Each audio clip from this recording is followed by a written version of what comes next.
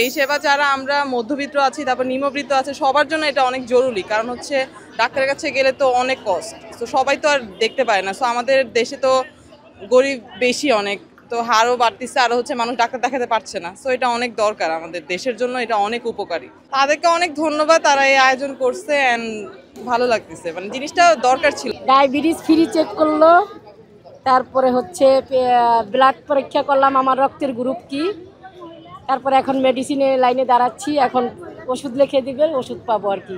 এই তো সেবা করলাম। মানবতার সেবা করার দায়িত্ব জামাত এই জন্য নিয়েছে যেটা আল্লাহরই নির্দেশ। আল্লাহ কোরআনে বলছেন কুনতুম খায়রা উম্মাত উখরিজাত লিন-নাস, আমি মানুষকে মানুষের জন্য তৈরি করেছি, মানুষের জন্যই মানুষকে তৈরি করা হয়েছে।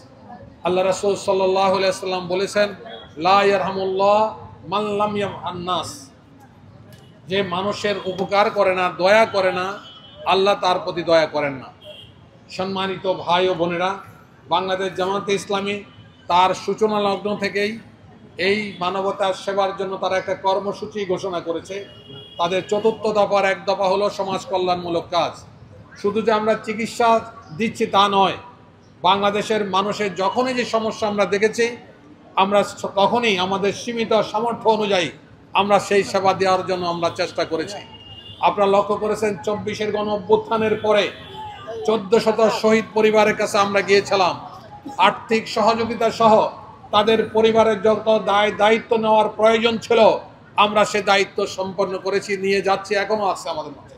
30,000 মানুষ পঙ্গু হয়েছে, আমরা তাদের সেবার কাজে নিয়োজিত ছিলাম। বাংলাদেশ সরকার এখন পর্যন্ত ওই শহীদ এবং পঙ্গুদের সঠিকভাবে কোনো পরিচর্যা করে নাই, কোনো দল তো করেই নাই।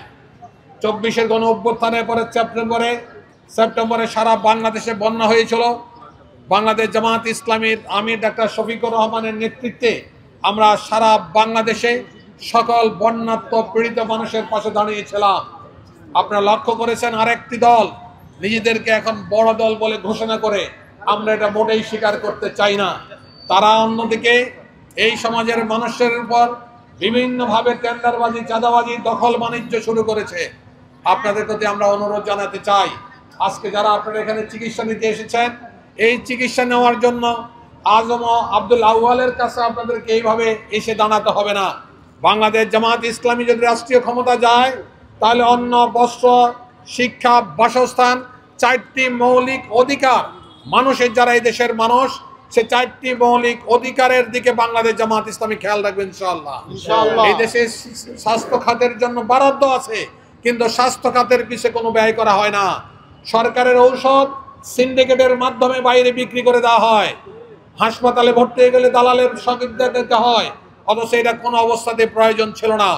আমরা যদি ক্ষমতায় যাই, আপনারা যদি আমাদেরকে আগামী 26 ফেব্রুয়ারিতে ভোট প্রদান করেন, আমরা মানুষের মৌলিক 4টি অধিকারের দিকে নজর দেবেন ইনশাআল্লাহ।